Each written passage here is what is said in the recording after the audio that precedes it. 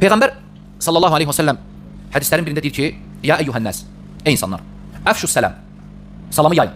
Salamı yayın necə başa düşülür? Ya da kimə gəldi salam verin, hə? Hə, qardaşım, necə yox? Kimə gəldi salam verin? Müsəlmanlardan, yəni tanıdığın, tanımadığın. Hə, kimə gəldi salam verin? Kimə gəldi o mənada ki, qardaş fərqi yoxdur, tanıyırsan yoxsa yox. Səlam aleykum. Əfşus sələm yayın deyir. Yayın. Bizdə məəl əsəf, çox təəssüflər olsun ki, bəziləri fətva verirlər ki, salam verəndə almayın.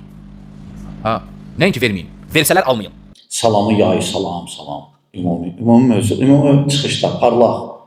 Qıraqdan da van baxıb deyərdim, yaxşı olan deyər. Birlikdən naşir həmişə. Hə. Biz bölünməkdən naşir, biz də birlikdən. Sadəcə ümumi çıxışdır, istisnalar var. Kim ki deyib salamı yayın, o özü Ubey ibn Kəbi tərk elədi, salam vermirdi.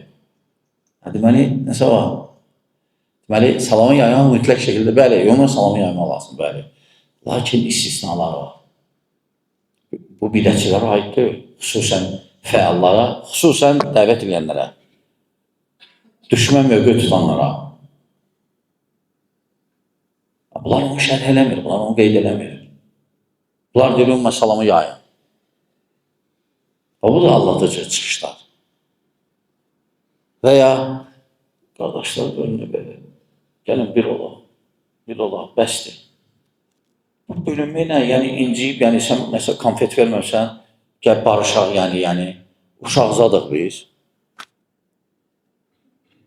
O bağçadadır. Bağçada da uşaqların arasında barışmaq, balaca barmaqla.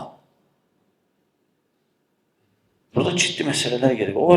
Ya o aləm başa düşür nələr baş verir, ya da alladır o.